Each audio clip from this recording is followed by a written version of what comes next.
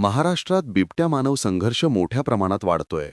गंमत ही की वाघांची संख्या कमी होतीये, पण बिबट्यांची वाढ झपाट्याने सुरू आहे. अधिकृत माहिती सांगते की भारतात सध्या साधारण 13,874 बिबटे आहेत. महाराष्ट्रात त्यांची संख्या 1,985 इतकी आहे.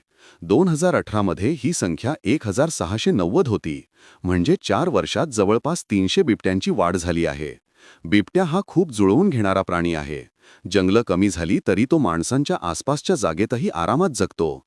ऊसाची शेतं, झुडपं, डोंगरकडे इथे त्याला शिकार सहज मिळते. असं फक्त महाराष्ट्रात नाही, आफ्रिका, श्रीलंका, नेपाळ इथेही. बिबट्या शहरांच्या सीमेला दिसतो. जगभरात हा प्राणी मानवी भागांशी जुळवून घेतोय.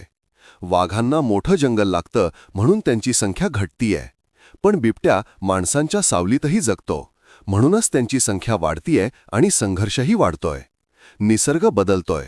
बिबट्यांनी बदल स्वीकारला आहे. आपण नाही स्वीकारला तर संघर्ष थांबणार नाही.